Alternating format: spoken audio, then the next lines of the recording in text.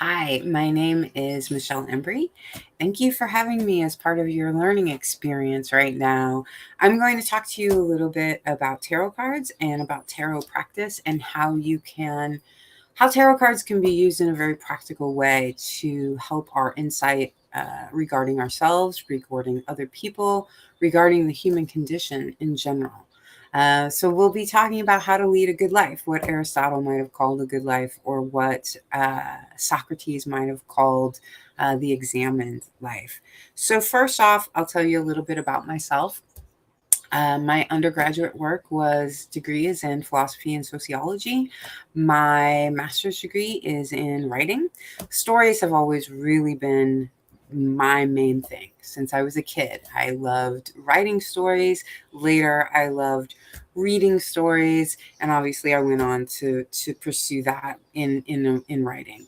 So that's where I come from with tarot, because a deck of tarot cards is really, as Paul Foster Case once said, the tarot is a book disguised as a deck of cards, which is really true. It's almost like a choose your own adventure type of story. So I did make some notes today to make sure that I went in order and told you all the things that I wanted to say to you today.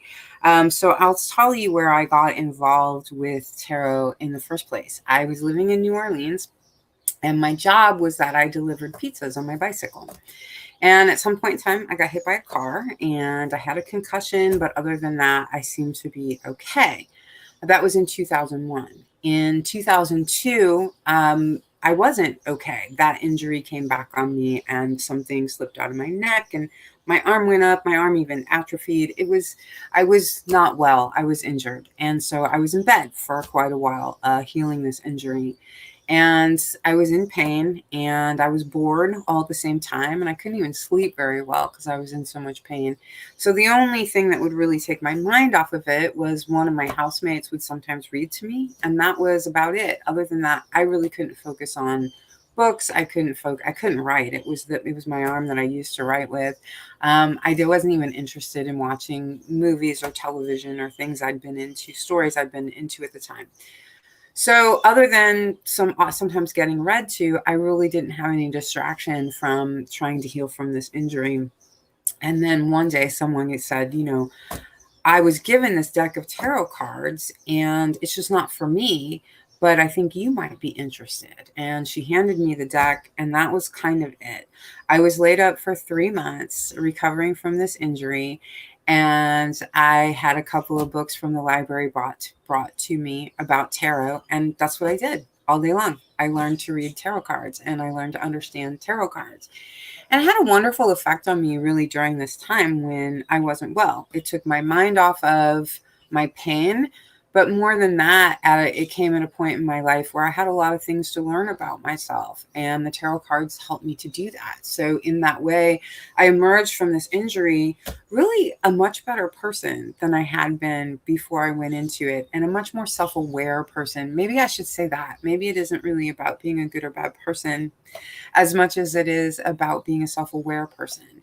I think that we have better relationships when we can be self-aware. There are certain flaws in each of us that we're never really going to get over. Like, we're never really going to be unflawed. No matter how long you live, you're never going to reach this point where you don't have faults. But there's two different kinds of people, I guess, in this way. Is a person who's aware of their faults and does their best to manage them and does their best not to blame other people for them. And then there's people who don't do anything about their faults and feel that everyone should accommodate them. So I think maybe that's one way to look at it. So that's my story with tarot. That's where I came from on it. By the time I got it finished with that, healed from that injury, I was pretty good with the cards and I could really read for people at that moment. Now, having said that, understand that there are different types of approaches to reading tarot. Tarot itself did not actually start out as a divination tool. It started out as a storytelling tool, and later folks who did divination of different sorts picked up tarot cards. For people who do divination, they do it with all sorts of things. stones, rocks, tea leaves, the crystal ball. For people who are into divination, you can use any number of tools to do that type of work. So tarot was not necessarily invented to be a divinatory tool. So you don't have to use it that way. You can use it as a way to look deeper into human attributes and human predicaments, things like this. So let's start with the idea of archetypes. For one thing, we all already use archetypes in our lives. If you've heard of the class clown, or you've heard of the jock, or you've heard of the prom queen, you've heard of the type A personality, all of these things are archetypes. And what they help us do is they help us to tell stories about the people around us. They help us to understand people around us. They help us to classify people around us. So the idea of an archetype is not something you're at all unfamiliar with. You use it all the time. You use it every day. You use it in conversation. You use it in your own mind when you type people. And obviously there might be some problems in typing people in certain ways, like what we call stereotypes can certainly be a real problem. But in general, just typing people and putting them into sort of vague, loose categories like class clown or prom queen or the jock or something like that, the nerd, right, is not really necessarily demeaning or degrading to other people. It's just sort of a way that we go about our business on a daily basis, right? It makes taking in information something that's easier for us. So you already use archetypes, and so there's nothing to feel like that's a difficult concept. It's certainly not. In literature, an archetype is a recurring symbol or motif, or also a reoccurring type of character in a book, like the hero, the protagonist, the antagonist. Those are all archetypes. The villain is an archetype. The Joker is a great look at the villain archetype, I think, right now, because we had that film that came out recently. So archetypes really represent universal patterns in human nature, much like, there's really only 10 numbers. 0 through 9 is really the only numbers that we have. Yet infinite combinations can be made. Infinite stories can be told using those 10 symbols, 0 through 9. So I think the same is true of human attributes. There's really only so many attributes or traits that a person can have. But because of the way we can combine them, it makes an infinite variety of people. It makes each and every one of us very unique. And one trait that we might have may downplay or upplay another trait that we have. So there's all these gradations and variations on the traits that we can have in one lifetime. So you might consider an archetype to be kind of the original, right, from which all the other copies are made. So like, I'll use this example, which this is the devil card here. And I think it's the right way for you. You can see the devil here. Now the devil is an archetype that was invented by Christianity prior to, and even not even early Christianity, prior to a certain era within Christianity. We didn't have anything called the devil. But now we do. And now it's a big part of our cultural story, whether we're Christians or we're not. The devil really is part of our cultural understanding, and you'll find it in films and in books and all of these things. So like, that's the original. But somebody might say, you might even like joke around and call your kids like, oh, he's such a little devil, or your little chihuahua or something. It's like, oh, that's such a little devil, right? So this is the way that so this would be the original concept of the devil, which we would then maybe apply to other stories that we're telling in our lifetime. So archetypes are something you are already aware of. So Aristotle says that living well Aristotle talks about living well, that happiness itself is living well. So how do you live well? And I think we used to answer that question, the novel. We used to approach the form of the novel as asking ourselves, how ought I to live? I don't know that we approach novels that way as much anymore. Culture has changed in that regard. But perhaps we could approach tarot that way and ask tarot, well, what ought I to do? How ought I to live? What is what will give me the greatest amount of pleasure and happiness in this lifetime? What will give me the greatest sense of satisfaction? And I think that that's growth, which also comes from Aristotle. Personal growth is really what is going to be a life well lived. It's what's going to make us happy. If you know anyone who's independently wealthy and young, you might actually wind up knowing someone who feels quite unfulfilled because they're never really forced into finding a vocation or forced into finding a talent that they pursue. Folks like this, and you don't have to be independently wealthy for this, it's just what came off the top of my head there. But with someone who's really not, for whatever reason, is not pursuing their own talents, their own skills, they don't find any need to do this, they wind up kind of in this wishy-washy place where they don't really know who they are and they don't really have a satisfaction to hold. And I think tarot can really help us gain that kind of a satisfaction. So archetypes help us do that. They help us understand who we are and where our satisfaction is going to come from. So Carl Jung is the person that we know to have brought tarot into a modern understanding within the realms of psychology. There's archetypal psychology, which is where he comes from. Now, having said that, archetypes, the idea, tarot predates the idea of archetypes, which comes from Jung. The idea of archetypes comes from Jung. So tarot actually predates that. So tarot was in no way designed to be about archetypes. That came later. But in Jung's theories about archetypes, he found that he could use the tarot to help our understanding, to touch on what we might call, I think he called the subconscious. I always touch back here because it's like this part of our brain. Maybe it's the subconscious, it's maybe the limbic system, whatever you want to see as being kind of backstage back here. And we might really think about that part of the mind as only really knowing symbols. Like we can't really talk to it directly. So we use symbols, and all of those symbols are in the tarot cards. Archetypes are a kind of symbol to talk to and speak with, talk at, and to have conversations with that part of our mind, with that subconscious part of our mind. So let's see. Each of us are unique, like I said before. So, here's an example. So you might have, like, if you're an athlete and you have an athlete archetype, then the hardships that come with being an athlete are going to be amenable to you. So, like, you could be very physically fit and nimble with a ball. Like, you might actually be a good basketball player.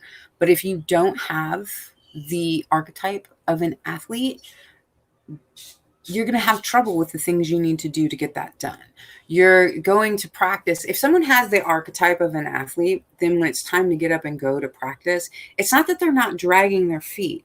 It's not that they don't have to try and discipline themselves, but it's that they wake up and they're like, oh, I don't want to go to practice. I don't want to do this, before school and go do all these things. I don't want to do it. But they're like, yes, but I'm up, I'm there, I'm in it, I'm in it to win it, right? And there's a certain charge they get from disciplining themselves to the feat of being an athlete. Now, you could have an athletic build, you could have a muscular body, you could be good at basketball, like I said, but if you don't have that archetype and you wake up and you're like, oh, I really don't want to go, like even rallying yourself to get to practice is not going to fulfill you. You're going to feel tired that day. You're going to feel drained. You're going to feel put upon. You might even snap at other people. This is what it means to not have that archetype within you. As myself, personally, I see myself as an artist, and I have that artist archetype. So despite all the obstacles that society presents to artists, I am constantly fulfilled by making creative projects and by pursuing what I love in stories, in tarot, in visual art, in philosophy, the things that I think make me a unique artist. I'm consistently fulfilled even when I don't get that feedback from the whole society, right? Even when I don't get that attention that maybe I think I deserve deserve or want, or whatever's going on there. Even when other people aren't giving me that feedback necessarily, I still feel fulfilled. And I think that that would be the same with someone who has that athlete archetype, rather than somebody who's, say, just doing it to please a parent or to attract lovers, or whatever reason that you might be doing things if you don't have the archetype in you. So you will find many of these archetypes to be in the tarot deck. So what I want to do right now is show you how you can pick any card from a tarot deck and get a learning experience about the human experience. You can learn something about being a person from absolutely any card that you pick. You can learn a wisdom lesson. The more we know about the human condition, human experiences, what it means to be a person, the traits that come along with being a person, the more we're able to not only get along with other people and be close to them, but also the more we're able to be accepting of them in our working environments and in our family environments, and to also get the best out of being in relationship to those people. Sometimes when you understand a person, then you can protect yourself easier. Like, oh, well, that's not the topic to bring up with that person. They're very touchy about that. All of these things. So once you understand more about the human condition, honestly, the easier your life gets, the easier things get with other people. Like, not only can you influence them more easily, but you can also protect yourself more easily. You can also make decisions about what types of people you want to have in your life and where you want to share things.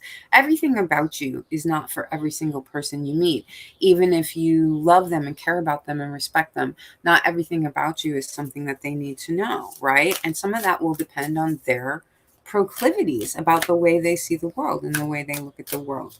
So let me draw one of these, because the more you know about stories, also just literature stories, biblical stories, philosophical stories, tarot stories, the more you know about stories, the more you're able to have an intuition about the world. Intuition is a very slippery concept, and it's based on knowledge. The more you know about things, the more you can be intuitive, the more you can see up ahead of what, if I say this other person is likely to respond like that. That's intuition. Okay, so let's pick a card. Okay, this is this is funny because I have something I'm going to say about this card later. So I guess this is perfect. So this is the Six of Pentacles, or I frequently call them discs. I think that because they represent the earth, which I think can be seen as a disc, even though I know the world is round. I don't think the world is flat. At any rate, this is the Six of Pentacles, and this card is titled Success. And what you see in this card is you see this person is giving gifts to these other people. So when you have so here's the thing that success asks you to do. This card asks you to do a couple of things. It asks you to be generous. It says there is a value in generosity. It also says that there's a value in not giving the shirt off your back to every single person around you. You have to make sure that what you are giving is something that you have to give, while at the same time it asks you to question whether or not, this is a good time to talk about hoarding, whether or not you're hoarding or whether or not you're withholding, right? So these are all parts of being human that come up in this one card that can ask you to think on these particular topics. This card, as I said, is known as the Success card. And another thing that it asks us to do, asks us to look into and to think about, for all of you, when you graduate from college, you will have reached a level of success, right? I mean, that's a big deal. It's a big deal to get that degree and to reach that level of success. And so when you get there, that's going to be this great thing that you want to celebrate and you want to appreciate, right? And then you're going to want your life to go to the next level. So while success has peaks, it also has plateaus. So you can't just do one thing and have that be the success of your life, right? At some point in time. And that goes for being talented as far as being an artist or being an athlete. Like, you reach a certain level of yes, I just upped my game. This is amazing. I want to celebrate that. That's an amazing thing to have. And you ride that for a while and then you're like, okay, time to go to the next level, time to get the next success. Okay. All of these things All of those questions and topics can be found in this one card. So if you pull this card out of the deck, you can really start thinking about, what does success mean? What does generosity mean? What do these things mean to me? Where am I in my life with those things? What do I want in another person, in my friends, in my partners, in my coworkers, and in my business collaborators? Who do I want them to be? How do I want them to view generosity versus having enough for myself? How do I want them to be in success versus plateauing? And also, like, ask yourself this about success. Do you need other people to fail in order for you to feel successful? That's probably the biggest question that I'm going to put out there today about this card. Do you need other people to fail in order to feel successful? You may not. Ask yourself, maybe you do, maybe you don't, but know something else. Some people do. How are you going to know when you're meeting that person who actually, despite what they're saying to you, might actually need you to fail so that they can feel successful? Okay? These are all questions we can ask from one specific card. Since today I am not speaking about tarot reading as predictive, and I'm speaking about tarot reading as a philosophy, as a way to engage philosophical concerns about the human condition and the human personality. Okay, so I'll do one more. I'll choose one more, and then I want to talk to you about the golden mean, which is Aristotle's golden mean, which can be really cool in this card. And I have a few other things I want to talk to you about on this video also. So let's draw one more and do another set of wisdom questions. Oh, this is another one I'm going to talk about later too. So I'm actually going to put that one aside and draw a different one. Okay, so here is the Knight of Cups. And in the tarot cards, in the tarot deck, you have major arcana, which are the big archetypes. You have the minor arcana, which are smaller, kind of everyday archetypes. And then you have the court cards, which refer to different types of people in your life. So if you get this card about, like, the Knight of Cups can really be this person who steps into your life and has all of these great romantic ideas. Now, whether or not they can follow through with those ideas is another story. So who is someone who has a lot of ideas about, maybe it is very romantic and they're always talking about things they're going to do with you, you know, like, well, we'll go on this trip. Oh, we'll take this long walk. You wait for this and you wait for that. And then later you kind of see that they're not exactly following through on those things. The Knight of Cups can be really, really fickle. It depends. You got to ask yourself, remember, in life, you don't have to hold it against people because they're kind of dreamers, okay? You don't have to hold that against people. But when you see that, oh, you say things and you don't really follow through with them, okay, I'm going to let you be that person, and I'm going to talk to myself about what I need. Because sometimes those people can be really fun to have as friends because they're full of so many ideas and they can give you all of these great ideas. But they also sometimes might not be the person you want to depend on.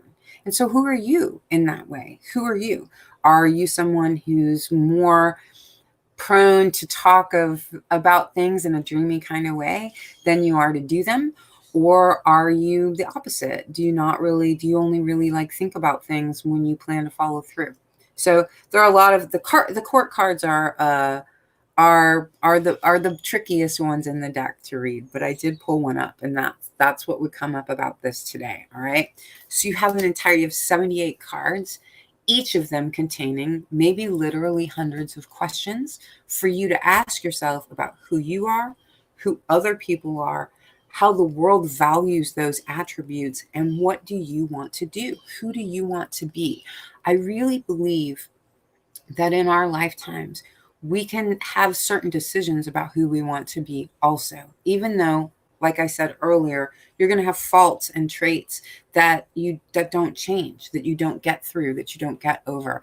But how you choose to manage those things, especially your faults, how you choose to manage your faults is really, in the end, that's becoming the person you choose to be.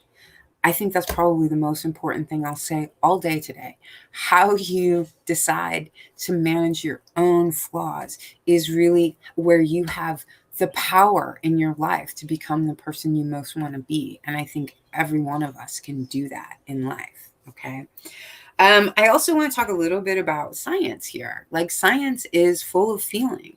So when you have someone like, when they go to pick out a gene, these doctors who are like, we want to find a gene for, like for a while, I don't even know if they're doing this, but for a while they wanted to find a gene that makes you gay, right? What's the gene that makes you gay? And I remember thinking, why is that? Who cares? Who cares about that? Like, that's neither here nor there, right? But why aren't you looking for the gene that makes you greedy, right? Well, that's because science is based on feeling. And the people who at this period of time who were doing these experiments, who felt these experiences were very, or who felt these experiments were really necessary, they were working on emotion. It felt really necessary to them to find this gene, not the gene that makes you greedy. I don't know if there's genes that make either of those things, but my point is that science is emotional, okay? And when it comes to our emotions, and this is something else that tarot cards can really help us with, here's the deal. Your emotions exist all the time. Each emotion that there is to be had, every single human emotion that is possible, resides inside of each and every single one of us. And it's there all the time, whether it's activated or it's not. Anger is an emotion that everyone feels and everyone has inside. So like right now, I'm not angry right now, but my emotional body, known as anger, didn't go anywhere. It didn't leave. It'll come back. I can guarantee you that at another time in life, maybe even later today, I will feel anger. And who I am depends on how I choose to manage that emotion and how I choose to respect and value that emotion. All of our emotions deserve to be valued and respected. You may have someone or maybe someone yourself. I think when I was younger, I used to say this, oh, I don't get jealous. I'm not a jealous person. I don't think jealousy is a heightened emotion in me. But it certainly is there. It's an emotion that's there to be had. It's a human emotion, and it's in me, and it's there. And it certainly has poked its way out later in life. I've certainly had pangs of jealousy about this, that, or the other. So what do you do with that? Well, jealousy and envy can be really useful to you because they show you who you want to be. They show you what you want to achieve. So when you get, this really works too. If you get a pang of jealousy and you can be like, oh, and you, instead of like being angry with another person, instead of feeling like disrespect towards yourself or inadequacy, instead of like doing any kind of blame, whether it's self or other blame, if you go, oh, that feels pretty good because that's something I want. How can I work towards that? How can I get that? That's something I'd like to have, whether it's a material object or it's a personal quality or it's a type of relationship. Like you might be, find yourself being really jealous of someone else having a good relationship, having a good romantic relationship. Well, how can you get there? How can you have that? If you use your jealousy to show you what you're most eager to accomplish in your life, you'll be a very different person because maybe you don't have that romantic relationship because you're putting up with maybe a Knight of Cups kind of person who is just full of pipe dreams and isn't really going to do this thing with you. Maybe that's something that's happening. Or maybe you're really impossible to talk to. Maybe every time somebody tries to tell you something, you get angry. Maybe that's why you don't have that relationship, right? So all of our emotions and our emotional bodies are always intact. Some people are very, very jealous. Some people are very, very angry. Like there are certainly emotional bodies that will come to the front, and that may change for us over time also. When I was younger, anger felt really comfortable. I could feel really comfortable being angry. It was kind of a safe place for me. Now it's probably one of my least favorite emotions. Like I'd rather feel grief, I think, than feel angry, right? So things like that can change over time. So you'll have certain emotional bodies that are always inside of you. I like to look at every emotion as having its own kind of body and living inside of my body. All right. And yours. Everyone has them. So some of them will be at the forefront for certain points of your life, and then others will come forward and be at the forefront of your life. But there's no way around having emotions. And people sometimes will say like, I don't even know if they say this anymore, but they used to say, that women wouldn't make very good leaders, because they have to be objective about war, right? Well, I mean, I don't really know what's more emotional than nuclear war. Like, I'm going to nuke you is an incredibly emotional response to something you don't like or know how to deal with. Anyway, that having been said, it all depends on how you look at these things. So when we hear that science or politics or these certain realms of society are not about emotions, it's just not true. That's just not true. Everything's really based on emotions because we have these emotional bodies. And if we didn't, I don't know if we'd even get out of bed. I don't even know if we'd bother to function. Okay. So those are the emotions always existing, and that's what I think about science and politics and emotions, and I think those are all one and the same. All right. So I want to get on to Aristotle's concept of the golden mean. Let me take a drink here for a second and give you a few examples of how we might apply the golden mean to the cards. This will also help you a little bit if you decide to get a deck and start looking at these cards yourself and start enjoying. I mean, you could get a deck of cards and pick one and read the little book on it, and then do a journal. Do a journal page that morning, or just a couple sentences, or see if you can find the symbols in the cards during your daily life. You can use tarot cards in so many different ways, and I really, really believe that tarot cards can be used to balance you and even heal you, which I'm going to talk about a little bit also before I go today. So some examples of the golden mean. When Aristotle talked about the golden mean, he had things that he considered to be virtues, okay? And he considered those virtues sometimes to be deficient and sometimes to be in the excess. And I think that that's a really great way to see each and every tarot card. Every tarot card has a place where it asks you about your deficiencies in a certain area.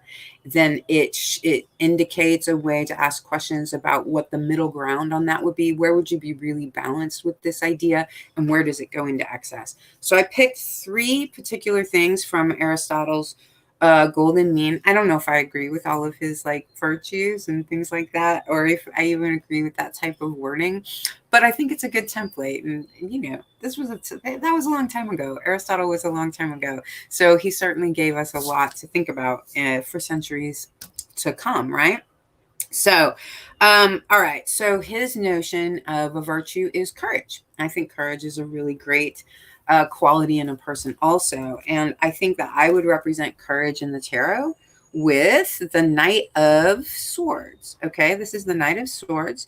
The swords refer to the element of air and to the intellect. So anything having to do with your mind in tarot, intellectualism in tarot, has to do with the sword, which, interestingly enough, is also the place where you'll find the greatest sorrow in the deck of tarot, right?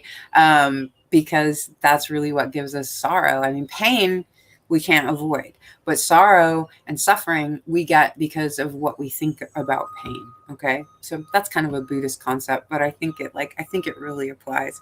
So, and I don't have any specific religion that I follow. I just like all the stories. I like all the stories. Religion is full of stories, and I love the stories. So this guy, okay, so I think he represents courage. But when courage is deficient, according to Aristotle, you get cowardice. And that's absolutely true. So if you are in a place where you need to have courage, and you need to tell the truth, you need to come forward, you need to just stand your ground on something, you need to stand your ground for somebody else, but you don't do those things. You backpedal, you equivocate, you do these other things, you're showing this cowardice, right? So sometimes this guy, maybe if it's reversed, you might think that. It depends on how you look at the cards, how you want to do that. But at any rate, cowardice is also in this card. So while courage is represented here, so is cowardice. Now, in excess of courage, right? So courage is the virtue, courage is the balance, courage is what we want. Courage is what we want to be, courageous people. At least I think we do. It's certainly something I want for myself, is to be a person of courage. So while I want to have this courage and I don't want to be a coward, the other thing I don't want to do, and we were just talking about anger also, right, is fly off the handle and be rash. So that's what Aristotle saw as the excess of courage would be rashness or even violence. So you could see, flying off the handle here, jumping into a conclusionary statement when it's not necessary, even being angry, even becoming violent. Okay, right? All of that is in one card. And when you pull this card out of the deck, you can ask yourself how all of that plays in your life. Do you have people around you who need help with this? Do you need help with this? Do you have courage? Do other people have courage? When have you been a coward? Because at some point in time, we probably all have been. When have you flown off the handle? Because I'm sure we all have. You can ask yourself all these questions, all right? So there's that one. Another one, I told you this one would come back. This is a different Six of Pentacles from a different deck. But this is that Six of Pentacles or Six of Discs again, right? And so here we might see generosity. So, which was one of Aristotle's virtues, was being generous. But the deficiency in being generous is being stingy. And the excess is being extravagant, which is what we talked about earlier when I pulled this card.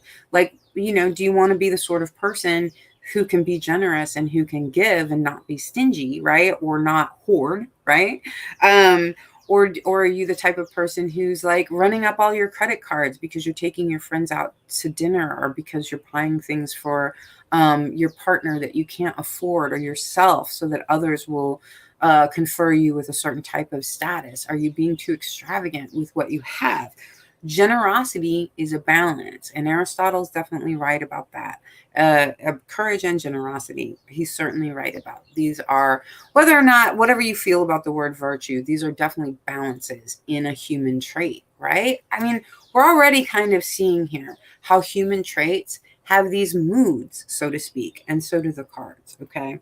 So do the cards. So one more example from Aristotle on the golden mean. So this is the King of Wands, who Aristotle says good temperament is a virtue, and that's the balance. And this guy can have a great temperament. Like, this guy's really he's talkative, he's super curious. Like, if this guy is like, oh wow, you know, you make model airplanes, tell me all about it. Like, he means it. He's gonna listen. He's not waiting for you to talk. He really wants to know, like, what kind of glue do you use? Like, where do you get them? Do you do this with friends? Like, he really cares. He's really interested in that. And I think that's part of having a good temperament also, is being interested in other people and being able to take sometimes that other people are different than you, and they have different preferences and they have different desires than you, and having that just be what it is, difference. It doesn't have to be anything extraordinary. It can just be difference. So when this is deficient, you have a lack of spirit, a lackadaisicalness. You know, somebody who's like, what do? You make model airplanes? Why? Like, that's like it's a lack of spirit that'll probably show in their own lives. And when you're like, well, what do you do? What? I don't do anything. You know, right? This lack of spirit, a lack of motivation, a lack of being really kind of an interesting person. I think to be a really interesting person, you're going to have an interest in other people. I think that kind of, to me, that goes without saying. Then the other way, the excess is irascibility, which is just like this extreme moodiness, you know, just this, it goes back to being kind of rash also, but kind of this extreme moodiness, and even like this anger. It goes back to anger also. So like what is having a good temperament is having this balance of being relaxed and being interested. That's what having a good temperament is. When it's deficient, the relaxed part takes over, and it's a lack of spirit. And when it's in excess, it takes that interest in other things and probably turns it into an opinionation about other people and yourself, and becoming too involved in other people and too involved in ideas, instead of just accepting things that are essentially differences. Okay. I think the golden mean, as a way of looking at the tarot cards, that there's three moods to every tarot card, and there's the deficiency and the balance and the excess, is a really terrific way to view any tarot card and to ask yourself questions about those tarot cards, right? All right, I'm going to take another drink, and I'm going to just finish up here with a few other things that I want to say to you. I'm sorry I didn't get to talk to all of you in person, but I do hope to be around for your Q&A on this and get to talk to you a little bit. I'm very excited that you're watching this video right now. So I'm going to talk a little bit about using tarot cards for mental health and general grounding, and what that can mean, and accountability, personal accountability. For me, shuffling cards I shuffle cards a lot. Sometimes even when I'm not going to read the cards. Something I taught myself a long time ago, as someone who suffers from complex post-traumatic stress disorder, I sometimes need a lot of grounding, and I need a lot of space to make sure that I'm responding in the present and not to something in the past. And also with someone who has complex post-traumatic stress disorder, what that also means is that I can trigger or activate, I think they say now, myself subconsciously. So I can't even actually avoid triggers. I know someone who was traumatized. She had a bike accident where she fell over a cliff, and got pretty banged up. But once she was better, her trauma manifested as not being, getting to a place and not even being able to like walk down the stairs or whatever, which she went in and did some therapy with this that could help her. But she would get vertigo at the top of the stairs. But that's a really specific trauma, right? And so I don't think it's really possible to live a good life and avoid stairs. But technically speaking, you could actually avoid stairs or know that stairs are coming so that you could be prepared for your reaction. If you have the complex type of trauma, you're not going to be able to do that. You're never going to really be able to prepare for when you may trigger or activate, I think, as they call it now. So that having been said, when I have become very aware of myself, using tarot cards have helped me to become very aware of myself. And so there can be times when I will notice that my emotional feelings inside are not matching what's happening on the outside. Like I'm responding to something that isn't present. I'm emotionally responding to something that isn't present. And knowing that about myself, being aware of myself, which I have learned through the use of tarot cards primarily, is actually how I manage all of that. So I can say, to myself, I say, these emotions don't match what's happening right now. You must be activated. So there are things that I can do to try to bring myself down. There's ways that I can engage help from people in my life who care about me and know what's going on with me. There's all these different ways that I can bring myself into an alignment. All right. Part of that sometimes for me is just shuffling cards at this point, because it indicates to my mind that help is coming, because I've used tarot cards for so long to help me become self-aware and to relax me and to help me look at what my options are, to help me ask more questions about what's happening, to help me feel engaged and to feel like something is there to, how do I want to put it? Something is there to support me. And so as a practice, right? So that's not going to be an instantaneous thing that happens when you pick up a deck of tarot cards, but it is something that really can be utilized to help you with your mental health. It can help you ground yourself. And more than anything, really asking questions is so important. How you are asking a question about something to start with is how you're approaching that circumstance in that moment. And as you talk yourself through different ways to ask the questions about a circumstance or about yourself, you're actually learning these different ways to engage with what's happening. The different way that you ask the question. Okay, let me put it like this. Each way of asking a question indicates the approach you're taking to the circumstance. So if you hear yourself out loud asking a question like, well, why does everybody always? You can immediately hear that that's not right, because everybody doesn't always. You're never right. Anytime in your mind you're like, everyone always, let me tell you what, you're not right. Everyone doesn't always anything. That's not a thing. So when you hear that, you can say, I'm in a state of mind. I need to ask this question a different way. And when you ask the question a different way, you're going to approach the situation, other people, and yourself in a different way. And that's really how you can use tarot cards to have a good life, because that's what we're talking about here, is having a good life. And we get satisfaction from growing as a person. That's really what having a good life is about. It's about growing as a person, because it gives us inner satisfaction. It gives us that feeling that we are becoming the person we most want to be. And, there is no end to that. As long as you're breathing, you're going to be learning, you're going to be healing, you're going to be managing who you are and who your flaws are. And again, Becoming the person you most want to be has everything to do with knowing who you are, who you actually are, and managing your strengths and your weaknesses, your flaws and your beautiful uniquenesses, everything about you, the things that people love about you, the things that people find difficult about you. We all have them. So managing those things, embracing those things, knowing how to make those things function in the world and in relationships, that is what's going to give us a good life. It's what is going to give us satisfaction. So the one last thing I want to talk about today before I end this video is the good old death card. Okay. So in tarot, when this comes up in tarot, what this means is transformation. It's absolute 180 transformation from what we were before. There's the Two of Pentacles that comes up in the tarot.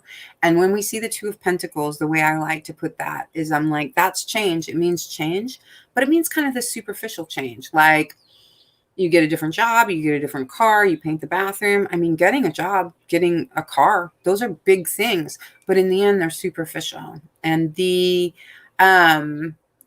example that I use with the death card whenever it comes up is the death card. A death level transformation, a death level rebirth is about, like I said, this is my example for everyone all the time, but it's somebody who wakes up one morning and says, holy cow, I am a pathological liar. What am I going to do? Like, I really can't stop lying, right? I'll tell you what, if you really are a pathological liar, you probably will not ever actually stop lying. But what you can do is change how you approach it. Once you know that you can't stop, that this is who you are, this is what's happening to you, you start to live your life in a completely different way. And that's the 180 change. That's the transformation. It's not getting rid of anything in you. It's all about how you handle it and how you manage it.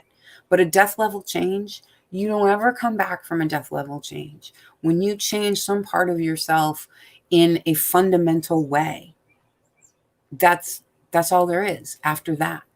So I guess another thing I might say that that can be cultural also. Like these changes, I think some of the changes maybe that we're going through right now as a culture and as a society, I don't know that we'll go back to the way things were exactly before. I think we might be at a death level change, at a place where society and culture has to transform in a fundamental way and cannot fundamentally be what it was before in the past. When I read cards for people, I don't see death.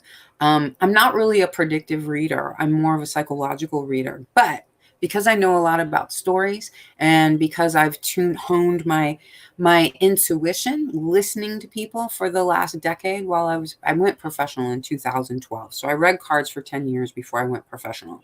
So I've been reading cards professionally since 2012. And I have a lot of experience at this point in time listening to people's stories and how they go. But I always was a person who would listen to stories and see how they panned out, and who would read stories and see how they went, right? So as somebody who loves stories, that's where your real intuition with these things come in. And with death, the death card, this is always about this enormous transformation that can be made. And any of us can make enormous transformations in our lives. And you will make enormous transformations in your life. And I wish that for you. If everything goes exactly the way you're hoping it will, I don't know how much satisfaction you're really going to have. We go through things so that we can have the sense of satisfaction and the sense of growth. Or, even if there isn't that specific purpose, even if that's not the way you look at things, I don't know that I think everything happens for a reason. Maybe you think it does. Maybe you think it doesn't. Maybe you think things are random. It doesn't matter.